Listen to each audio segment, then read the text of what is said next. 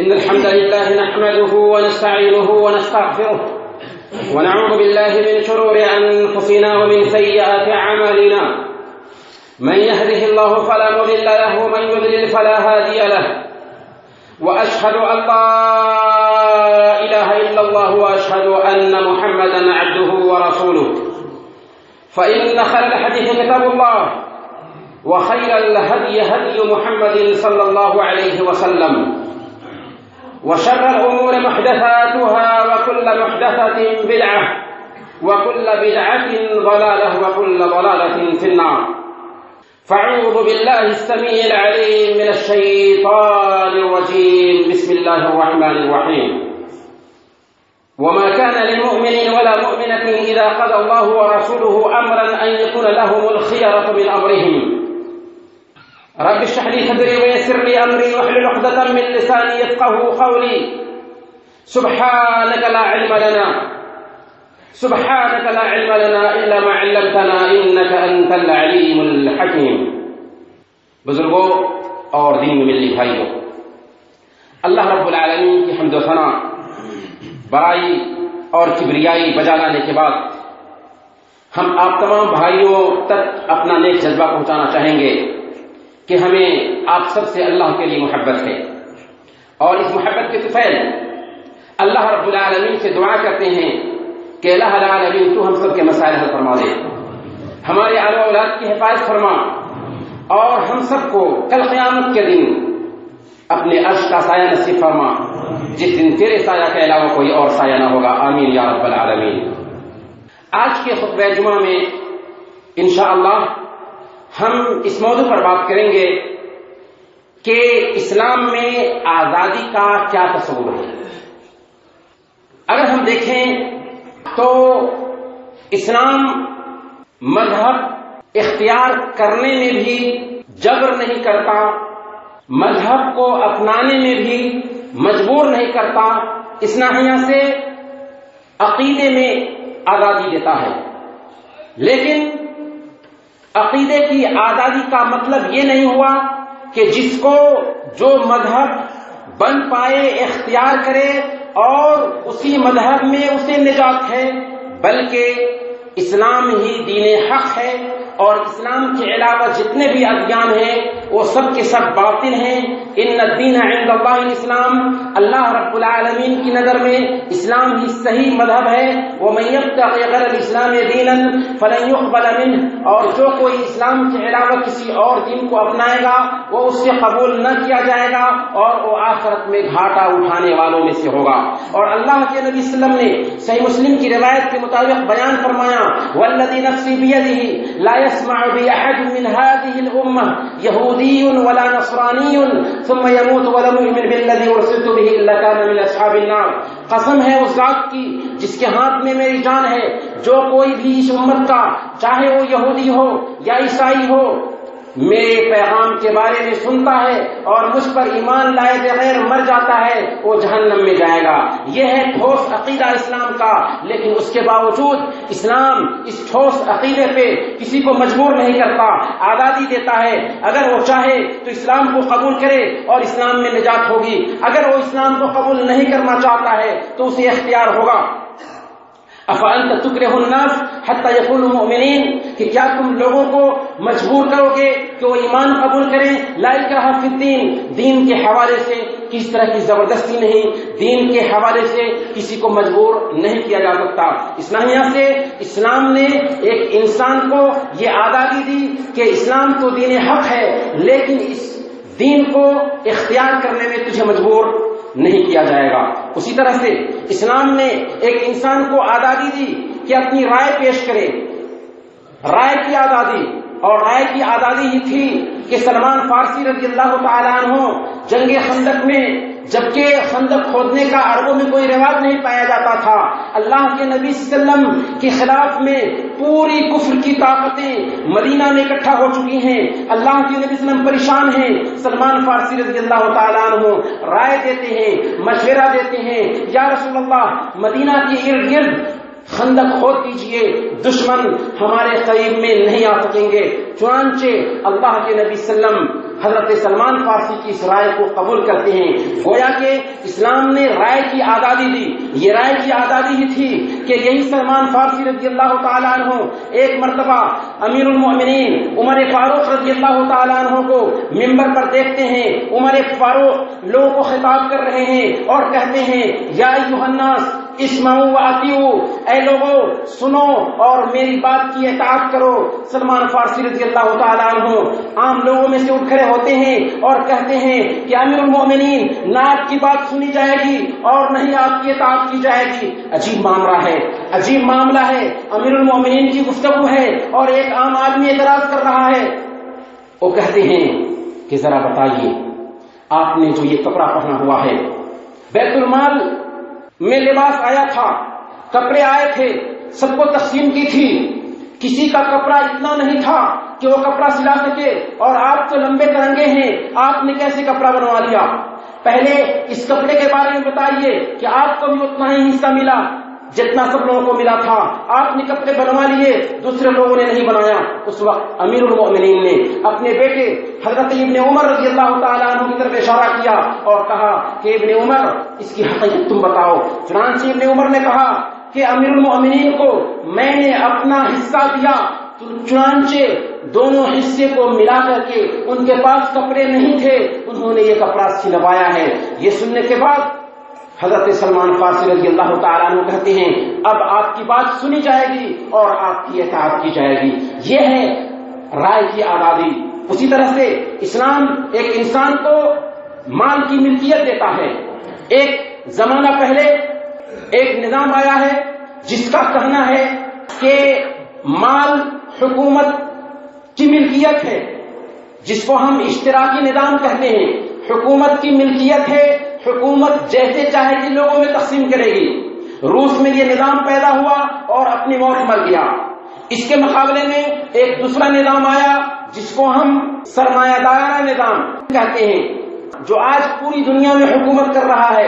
یہ اقتصادی نظام کے تعلق سے یہی سکہ رائج الوقت بنا ہوا ہے۔ یہ نظام کیا ہے؟ یہ کہتا ہے کہ تمہارے پاس دولت ہے تو تم اس کے پورے طور پر مالک ہو، اس میں دوسروں کا کوئی حق نہیں۔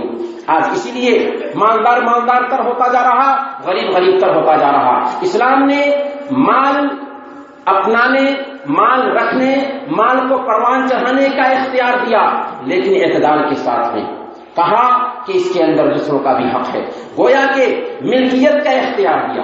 اسلام کھانے اور پینے کا اختیار دیتا ہے، اسلام پہننے اور اوڑھنے کا اختیار دیتا ہے، اسلام شادی اور بیاہ میں پوری آزادی دیتا ہے، جس سے چاہے شادی کرے، جس سے چاہے نکاح کرے، عورت کو بھی اور مرد کو بھی یہ پورے طور پر آزادی دیتا ہے۔ ایک عورت کو بھی اختیار ہے کہ اپنے لیے جو بہتر سمجھتی ہے وہ اپنا جیون ساتھی، شریک حیات چن سکتی ہے۔ گویا کہ اسلام نے اس سلسلے میں جو عام معاملات ہیں پورے طور پر انسان کو آزادی دی ہے۔ لیکن سوال یہ ہے کہ کیا انسان پورے طور پر آزاد ہے؟ ہر قید سے آزاد ہے؟ ہر قانون سے آزاد ہے؟ نہیں۔ دنیا میں بھی ہم دیکھتے ہیں کہ انسان ہر قانون سے آزاد نہیں ہوتا۔ آپ اگر ڈرائیور ہیں اور ریڈ لائٹ آ جاتی ہے، آپ کو وہاں پر گاڑی روکنا ہی ہوگا۔ اگر آپ نے گاڑی نہیں روکا تو قانون کی مخالفت کریں گے اور کتنے لوگوں کی جان آپ قربان کر دیں گے۔ اسی طرح سے آپ کمپنی میں کام کرتے ہیں، آپ کی ڈیوٹی 8 بجے سے 4 بجے تک ہے۔ اگر آپ ان وقتوں میں ڈیوٹی کرنے جاتے ہیں تبھی آپ کی ڈیوٹی مانی جائے گی۔ اگر کوئی آدمی یہ کہے گا کہ میں آزاد ہوں، جب چاہوں جاؤں ڈیوٹی کے لیے، اگرچہ 10 گھنٹے ڈیوٹی کرتے ہیں لیکن اس ڈیوٹی کا اعتبار نہیں ہوگا، کیونکہ جو رول رکھا گیا، جو قانون رکھا گیا اس کو فالو کرنا ضروری ہے۔ گویا کہ عام معاملات میں بھی پورے طور پر انسان آزاد نہیں ہے۔ اگر ایک انسان پورے طور پر آزاد ہونے کی کوشش کرے گا تو وہ ٹھوکریں کھائے گا۔ اللہ کے نبی صلی اللہ علیہ وسلم نے اس کو ایک مثال سے بیان فرمایا۔ چنانچہ صحیح بخاری کی روایت کے مطابق اللہ کے نبی صلی اللہ علیہ وسلم فرماتے ہیں کہ اللہ کے حد کو قائم کرنے والوں اور اللہ کے حد کو پامال کرنے والوں کی مثال ایک اسٹیمر کی سی ہے، ایک کشتی کی سی ہے۔ اس کے اندر کچھ لوگ نیچے کے حصے میں جگہ لے لیتے ہیں اور کچھ لوگ اوپر کے حصے میں جگہ لے لیتے ہیں۔ نیچے جو لوگ رہتے تھے ان کو پانی لینے کے لیے اوپر کے حصے میں جانا پڑتا تھا۔ اب جب یہ نیچے والے اوپر جاتے تھے پانی لینے کے لیے تو اوپر والوں کو زحمت ہوتی تھی۔ نیچے والوں نے سوچا کہ کیا ہی اچھا ہوتا کہ کشتی میں آسانی سے سوراخ کر دیتے ہیں اور نیچے سے آسانی سے پانی نکال لیں گے۔ اگر اوپر والے سوراخ کرتے ہوئے دیکھیں اور ان کو نہ روکیں تو جس طرح نیچے والے ڈوبیں گے اسی طرح سے اوپر والے بھی ڈوبیں گے۔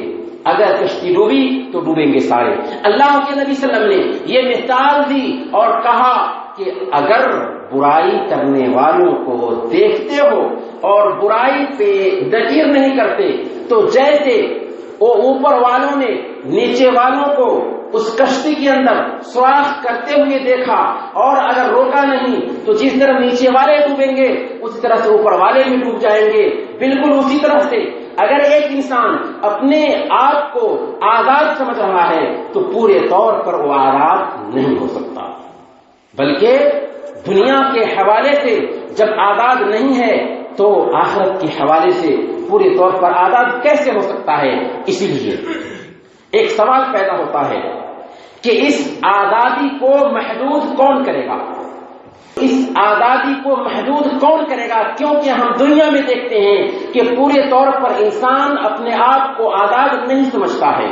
انسانوں نے انسانوں کے لیے قانون بنایا، انسانوں نے انسانوں کے لیے زندگی گزارنے کا سسٹم بنایا تو انسانوں نے ٹھوکریں کھایا۔ اس لیے انسان کی آزادی کو محدود وہی کر سکتا ہے جو انسان کی فطرت سے آگاہ ہو، اور انسان کی فطرت سے اللہ کے علاوہ، اس کے خالق کے علاوہ اور کوئی آگاہ نہیں۔ الا یعلم من خلق وهو اللطیف الخبیر، کیا وہی نہ جانے جس نے پیدا کیا اور وہ باریک بین اور بہتر جاننے والا بھی ہے۔ اس طرح سے اگر ہم کہتے ہیں کہ انسان پورے طور پر آزاد ہے تو یہ غلط نظریہ ہوگا، کیونکہ دنیا کا قانون خود اس کے خلاف ہے۔ تو اس آزادی کو محدود کرنے والی ذات کون ہو سکتی ہے؟ اس آزادی کو محدود کرنے والی ذات صرف اور صرف اللہ رب العالمین کی ذات ہے۔ اس لیے اسلام یہ کہتا ہے کہ تم ہر طریقے سے آزاد ہو لیکن ایک کے غلام ہو، اور وہ ہے اللہ رب العالمین۔ اللہ رب العالمین کی غلامی کو اپنا لو، ہر قید سے آزاد ہو جاؤ گے۔ یہ ہے اصل غلامی۔ اس غلامی کو جب ایک انسان اپناتا ہے تو دنیا کی ہر طرح کی غلامی سے آزاد ہو جاتا ہے۔ نفس کی غلامی نہیں رہتی۔ انسانوں نے انسانوں کو غلام بنانے کی کوشش کی تھی، ہر زمانے میں بنایا تھا، لیکن اسلام کہتا ہے کہ نہیں، کسی انسان کو اختیار نہیں ہے کہ کسی دوسرے انسان کو غلام بنائے۔ حضرت عمر فاروق رضی اللہ تعالیٰ عنہ کا بہت ہی مشہور واقعہ ہے۔ ایک مرتبہ ایک مصری آ کر کے شکایت کرتا ہے امیر المومنین عمر فاروق سے کہ آپ کے گورنر کے بیٹے نے میری پٹائی کی ہے۔ امیر المومنین سنتے ہیں، فوراً مصر میں گورنر حضرت عمر بن عاص کے پاس میں خبر بھیجتے ہیں کہ آپ آ جاؤ اپنے بیٹے کو لے کر۔ چنانچہ مصری وہیں پہ مدینہ ٹھہرتا ہے۔ عمر بن عاص اپنے بیٹے کے ساتھ میں مدینہ آتے ہیں، مصری کو درہ دیتے ہیں اور کہتے ہیں کہ جیسے تجھے گورنر کے بیٹے نے مارا تھا ویسے ہی گورنر کے سامنے میں اس کے بیٹے کو مزہ چکھاؤ۔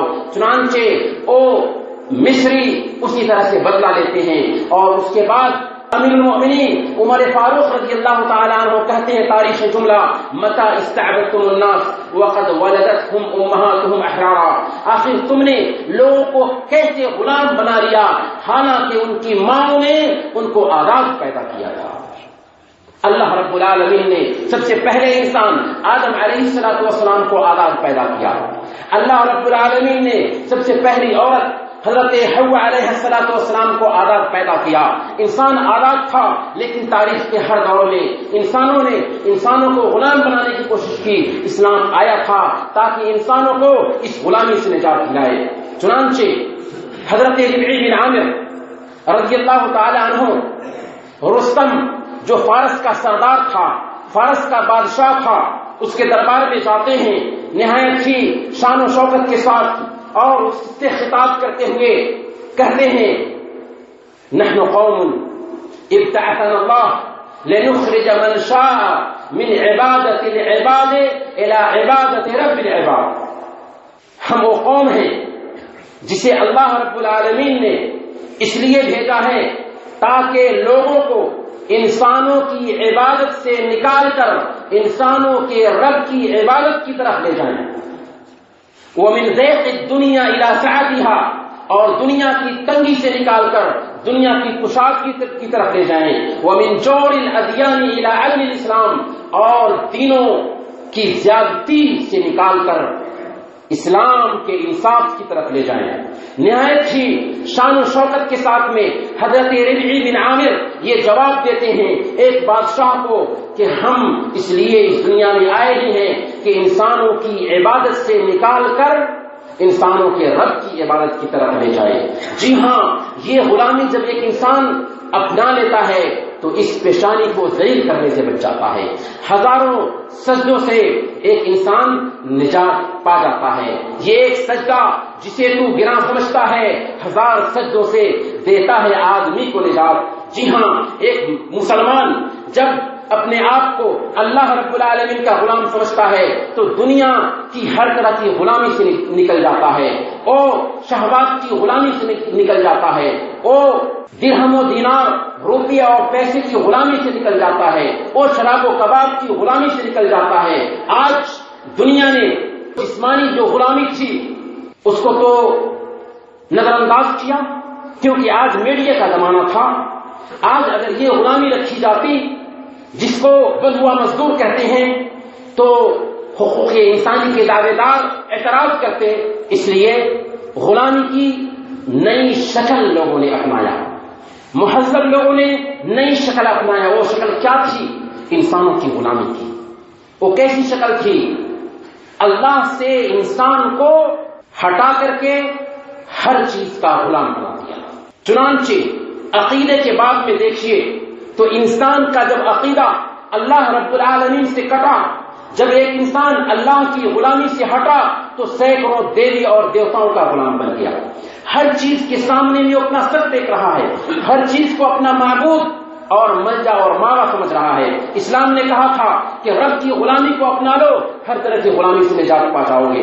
غلامی کی دوسری شکل جس کو ہم شہوت کی غلامی کہتے ہیں، انسان نے یہ سوچا کہ ہم جسمانی طور پر آزاد ہیں، اس طرح سے وہ جانوروں کی سطح پر اتر گیا، جس سے چاہا اپنی شہوت پوری کی. شہوات کی غلامی آئی تو شراب و کباب کا دیوانہ بن گیا. اس طرح سے آج انسان فطرت سے بغاوت کر کے جانوروں کی سطح پر اتر چکا ہے. مال اور دولت کی غلامی آئی تو انسان نے سمجھ لیا کہ مال اور دولت اکٹھا کرنا ہی سب کچھ ہے. اللہ کے نبی صلی اللہ علیہ وسلم نے صحیح بخاری کی روایت کے مطابق بیان فرمایا تھا تعس عبد الدینار والدرہم، ہلاک اور برباد ہوں دینار اور درہم کے بندے. دینار اور درہم کے بندے کون ہوتے ہیں؟ وہ ہوتے ہیں جو اپنی زندگی کا مقصد پیسہ کمانا بنا لیتے ہیں، جو اس لیے اس دنیا میں زندگی گزارتے ہیں کہ ان کا مقصد ہی ہوتا ہے پیسے جمع کرنا، پیسے اکٹھا کرنا. حالانکہ اسلام پیسہ جمع کرنے سے نہیں روکتا، لیکن اصل مقصد ایک مومن کا اس دنیا میں رہ کر کے پیسے جمع کرنا نہیں ہوتا ہے، بلکہ اصل مقصد آخرت کو بنانا ہوتا ہے. لیکن اس دنیا میں رہنا ہے تو پھر پیسے تو اکٹھا کرنے ہی ہوں گے تاکہ اس دنیا میں رہ سکے. اس لیے اللہ کے نبی صلی اللہ علیہ وسلم نے بیان فرمایا نعم المال الصالح للرجل الصالح، کہ مال جو بہتر مال ہے، جو پاک مال ہے، نیک انسان کے لیے کیا ہی یہ پاک مال بہتر مال ہے. کہنے کا مطلب یہ ہے کہ انسانوں نے غلامی کی زنجیروں میں انسانوں کو جکڑنے کی کوشش کی تو ہر طرح کی غلامی کے تصورات آئے اور آج شہوت کی غلامی پائی جاتی ہے. انسان تو آزاد ہے جسمانی اعتبار سے، لیکن شہوت کا بندہ بنا ہوا ہے، شہوت کے طور پر غلام ہے، مال کے طور پر غلام ہے، اور مختلف طرح کی آج بھی غلامی پائی جاتی ہے. ان ساری غلامیوں سے ایک انسان کو اگر نجات پانا ہے تو صرف اور صرف ایک اللہ کی غلامی اپنانی ہوگی۔ ہم نے خطبہ رسول کے بیچ جو آیت کریمہ تلاوت کی ہے اس کے اندر اللہ رب العالمین یہی پیغام دے رہا ہے، وما كان لمؤمن ولا مؤمنة اذا قضى الله ورسوله امرا ان يكون لهم الخيرة من امرهم، کہ اگر اللہ اور اس کے رسول کا حکم آ جائے، اللہ اور اس کے رسول کا فیصلہ آ جائے تو کسی بھی مومن کو اپنے معاملے میں اختیار نہیں رکھتا۔ اللہ کا اور اس کے رسول کا فیصلہ آ جاتا ہے تو ایک مومن اپنا اختیار نہیں رکھتا، کیونکہ اس نے اللہ کی غلامی اپنائی ہے۔ اللہ کی غلامی جب آتی ہے تو دنیا کی ہر طرح کی غلامی سے ایک انسان آزاد ہو جاتا ہے۔ یہاں پر ایک دو غلط فہمی ہے جس کو ہم دور کر کے اپنا خطبہ ختم کریں گے۔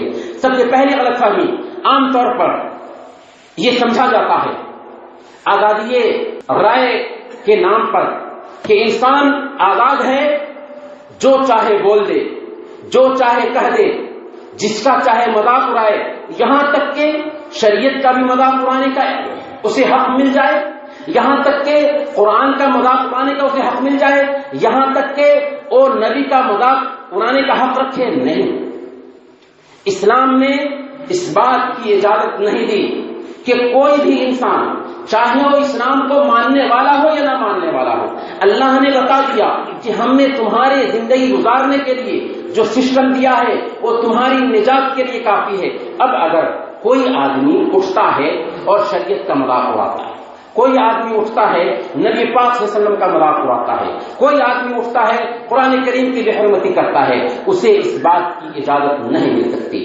کیوں نہیں مل سکتی؟ اس لیے کہ آپ دیکھتے ہیں کہ ایک ملک کا اگر حکمراں ہے، اس حکمراں کے خلاف میں کوئی عام رعایا بغاوت کرتا ہے، اس کی حکومت کو چیلنج کرتا ہے، تو جانتے ہیں اس ملک کے لوگوں کا فیصلہ کیا ہوتا ہے؟ اس کے حوالے سے وہ باغی ٹھہرتا ہے، اس کو موت کی سزا ملتی ہے۔ ایک ملک کے جو دستور ہوتے ہیں، ملک کا جو قانون ہوتا ہے، اگر اس قانون کے خلاف میں کوئی قدم اٹھاتا ہے تو ملک کا باغی سمجھا جاتا ہے اور اس کو ملک سزا دیتا ہے۔ تو خالق کائنات، ساری کائنات کو سجانے والا، اس کائنات میں انسان کو بسانے والا، اس انسان کے اوپر ہر طرح کی نعمتیں برسانے والا، جو اپنا اختیار بھی نہیں رکھتا، دھرتی اسی کی، آسمان اسی کا، دنیا کی ساری نعمتیں اسی کی، اور اسی نے انسان کے زندگی گزارنے کے لیے قانون دیا۔ اب اگر اسی قانون کی مخالفت کرنا شروع کر دے تو معمولی ایک بادشاہ کی حکومت کو چیلنج کیا تو موت کی سزا مل رہی ہے، اور خالق کائنات کے نظام حیات کا انکار کرنا یا خالق کائنات کے نظام کے خلاف میں آواز اٹھانے والے کو سزا نہ ملے، ایسا کیسے ہو سکتا ہے؟ اس لیے اسلام نے حکم دیا، من بدل دینہ فاقتلوہ، جو کوئی دین کو چھوڑ دیتا ہے، دین اسلام سے پھر جاتا ہے، اس کی سزا قتل ہے۔ صحیح بخاری کی روایت ہے۔ ایک دوسری جو غلط فہمی ہے وہ یہ پائی جاتی ہے لوگوں کے ہاں کہ ٹھیک ہے، اگر ہم کوئی کام کرتے ہیں اس میں دوسروں کا نقصان ہوتا ہے تو وہ کام نہیں کریں گے، لیکن ایک کام ہے اس میں دوسروں کا نقصان نہیں ہوتا، ہم گھر میں بیٹھ کر کے کر لیتے ہیں، تو دوسروں کو کیا جاتا، دوسروں کو کیوں تکلیف ہوتی ہے؟ جب آپ اللہ کے غلام ہیں تو یہ اعتراض بھی برحق نہیں، کیونکہ آپ نے اللہ کی غلامی اختیار کی ہے تو اس کی نگرانی میں آپ 24 گھنٹہ تک ہیں۔ ٹھیک ہے، آپ دوسروں کو نقصان نہیں پہنچا رہے ہیں، لیکن اپنے آپ کو تو نقصان پہنچا رہے ہیں۔ آپ بھی اپنے آپ کے مالک نہیں ہیں، آپ بھی اپنے جسم کے مالک نہیں ہیں۔ کس نے کہا کہ آپ اپنے جسم کے مالک ہیں؟ یہاں تک کہ یہ جسم ہی آج اگرچہ آپ کا دعویٰ ہے کہ ہم اس کے مالک ہیں، کل قیامت کے دن یہ جسم آپ کے خلاف ہو جائے گا، یہ آنکھ گواہی دے گی، یہ ہاتھ گواہی دے گا، یہ پیر گواہی دے گا، جسم کے ایک ایک حصے ہمارے خلاف گواہی دیں گے۔ جب ہمارا ہے تو کل قیامت کے دن بھی ہمارا ہونا چاہیے تھا، نہیں، اللہ نے یہ امانت کے طور پر دیا ہے، امانت کے طور پر اسے استعمال کرنا تھا۔ اس طرح سے یہ کہنا بالکل غلط ہے کہ ایک انسان تنہائی میں ہے تو سگریٹ پیے، تنہائی میں ہے تو اتفاق سے برا کام کرے، تنہائی میں ہے تو ایک دوسرے سے اتفاق کے ساتھ میں سودی کاروبار کرے، اتفاق کے ساتھ میں زنا کا معاملہ کرے، مرد اور عورت اگر راضی ہے تو زنا بھی ہو جائے گا، کوئی حرج کی بات نہیں۔ اکیلے میں بھی اللہ کی غیرت کو آپ چیلنج نہیں دے سکتے، اس لیے اللہ رب العالمین نے ہمارے لیے یہ قاعدہ دیا کہ تم ہر وقت، ہر آن، ہر لمحہ اللہ کی نگرانی میں ہو۔ اس لیے اللہ کے نبی صلی اللہ علیہ وسلم کی حدیث ہے لا ضرر ولا ضرار، نہ تو دوسروں کو نقصان پہنچانا ہے اور نہ ہی خود نقصان اٹھانا۔ ٹھیک ہے دوسروں کو نقصان نہیں پہنچا رہے، لیکن خود آپ کو بھی حق نہیں ہے کہ اس جان کو ماریں، اس جان کو نقصان پہنچائیں جو آپ کے حوالے کی گئی ہے۔ کہنے کا مطلب یہ ہے کہ اسلام آزاد ہے لیکن اللہ رب العالمین کا غلام ہے۔ اگر ایک بندہ اللہ رب العالمین کی غلامی کو اپنا لیتا ہے تو دنیا کی ہر طرف سے جو غلامی ہے وہ ساری غلامی سے نجات پا جائے گا، لیکن اگر اللہ رب العالمین کی غلامی کا انکار کرتا ہے تو دنیا کی ہر طرح کی غلامی کو اپنے سر میں ڈالے رہے گا اور سمجھتا رہے گا کہ میں آزاد ہوں، جیسا کہ آج کی دنیا کا انسان سمجھ رہا ہے۔ اللہ تعالیٰ سے دعا ہے کہ اللہ تعالیٰ ہمیں آزادی کے مفہوم کو صحیح طریقے سے سمجھنے کی توفیق عطا فرمائے اور حقیقی معنوں میں اللہ رب العالمین ہم سب کو اپنا غلام بنا لے۔ وصلی اللہ علی نبینا محمد وعلی آلہ وصحبہ اجمعین۔ بارک اللہ لنا ولکم فی القرآن العظیم ونفعنا وإیاکم بالآیات والذکر الحکیم انہ تعالی جواد کریم ملک بر غفور۔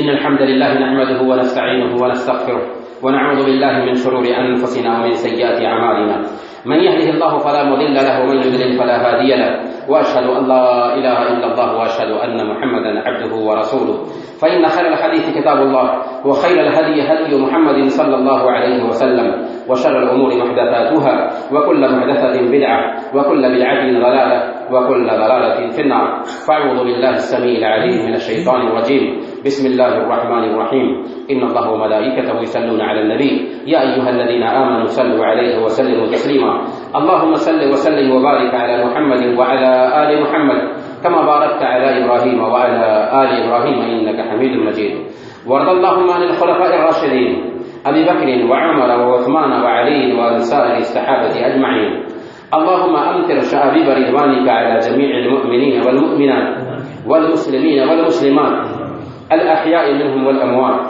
اللهم لا تدع لنا ذنبا إلا غفرته ولا هما إلا فرجته ولا دينا إلا قضيته ولا حاجة من حوائج الدنيا إلا قضيتها يا أرحم الراحمين اللهم أعز الإسلام والمسلمين وأذل الشرك والمشركين ودمر أعداءك أعداء الدين اللهم أجرنا من النار اللهم أجرنا من النار اللهم أجرنا من النار ولا تجعلنا من حطب النار فإنها بئس المثوى وبئس القرار عباد الله رحمكم الله إن الله يأمر بالعدل والإحسان وإيتاء ذي القربى وينهى عن الفحشاء والمنكر والبغي يعظكم لعلكم تذكرون اذكروا الله يذكركم وادعوه يستجب لكم ولذكر الله أكبر والله يعلم ما تصنعون